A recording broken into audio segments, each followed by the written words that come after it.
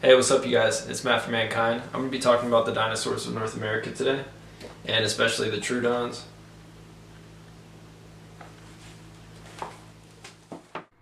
In the back of his book on page 213, Del Russell proposes a thought experiment. The dinosaurs were evidently unable to survive the intense but short climatic stresses caused by the impact of a cometary body. They were not, however, failures in the biological struggle for existence, and their evolutionary history, at least in part, presages that of mammals and that subsequently replaced them. An obvious question would be, what would have happened if the cometary body had not struck the Earth and the dinosaurs were not exterminated? It cannot be answered with certainty because our knowledge is so incomplete. The biosphere of our planet has not subsequently suffered a catastrophe as profound as the one that took place at the end of the age of the reptiles. It can, therefore, be presumed that dinosaurs would still be the dominant animals on the land. With increasing metabolic rates, their size would have continued to diminish in order to balance bodily heat budgets. Under the pruning influence of natural selection, many would have come to resemble many mammals more closely in basic body form.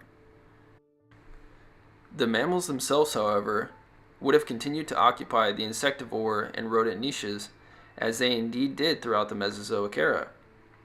One very obvious trend in the evolution of mammals since the end of the dinosaurian age was the threefold increase in average brain-body proportions. The scatter in brain-body proportions also increase, so that in some living mammals they are as small as the Mesozoic mammals, while in others they are nearly 30 times larger. At the time of their extinction, the brain-body proportions in some dinosaurs were equal to those in their mammalian contemporaries. It is not reasonable to suppose that mean relative brain size and the scatter in relative brain size would have similarly increased in dinosaurs during the 65 million years since the end of the Cretaceous. During the later part of the Cretaceous time, many different varieties of small carnivorous dinosaurs possessed brains that were quite large relative to those of living reptiles. One of these, the Troodon, was rather unspecialized and can be taken as a typical of these small theropods. Incorporated into its skeleton were characteristics in which resembled monkeys more than it did Cretaceous mammals that were actually in the ancestry of primates, including being bipedal, a flexible and opposable digit in the hand, and huge eyes with overlapping visual fields. It is biologically possible for creatures with human brain-body proportions to exist because we, do exist. For the purposes of the thought experiment, what might some anatomical consequences be for the existence of such brain-body proportions within the body plan of a small theropod dinosaur? They would not be arbitrary, for if they possess no functional purpose, they would not be targeted by selective pressures. The anatomy of a hypothetical large-brained dinosaur could be divided into three components. One set would be associated with the possession of a large brain, whether it occurred in a mammal, a bird, or a dinosaur. Another set of characteristics would stem from the fact that the hypothetical large-brained creature would have had a dinosaurian ancestry, from the Troodons. A third set of characteristics might be more general ones associated with a reptilian as opposed to mammalian body plan. One consequence of a large brain is that the rest of the skull would seem relatively small. This is obvious in embryonic lizards, which provide a model for the brain case facial proportions in a large-brained reptile. The head will also be large in relation to the body, and this will be particularly obvious in animals in the 30 to 70 kilogram range. A large head is supported most easily by a vertical neck centered beneath it. The adaptation is apparent in apes, and also in Cretaceous creatures which carry small brains and heavy bony skulls. The vertical backbone provides an energetically efficient posture for carrying the upper part of the body and a heavy head, although a horizontal backbone provides a better framework for strong running muscles. The pelvic canal is very large in some small theropods, and they may have given birth to living young.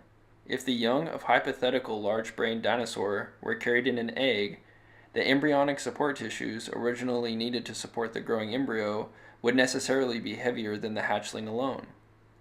The pelvic canal would in turn have to be wider in order to allow a relatively larger egg to pass, Conversely, if the young were born alive, the hips could be narrower and the efficiency of walking thereby enhanced.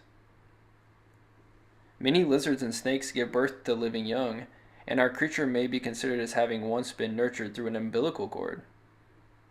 It is also somewhat daringly provided with a navel. The brain is an energetically demanding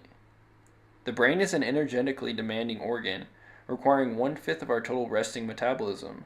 A human brain would drain a crocodile to the point where the animal would have no metabolic energy left over for moving. Our hypothetical creature would accordingly have a high metabolic rate and be warm to touch. It would then have to eat often to maintain its energy balance. Here, a separation of the mouth and nasal passages would be useful so that it could eat and breathe at the same time. This secondary palate is present in modern mammals and was present in ostrich dinosaurs many millions of years ago. The effect of a very large brain in a small dinosaur might thus be in the direction of convergence with large brain mammalian bipeds. However, genetic relationships are revealed usually by similarities in anatomical detail, and this correlation implies strongly that the effects of a theropod ancestry would be very obvious. The teeth were reduced in Troodon and its relatives, and at least two groups of the small theropods, they were lost entirely. So we are talking about reptilians now. Because what's the difference? A smart reptilian biped that can manipulate its surroundings, that's a reptilian.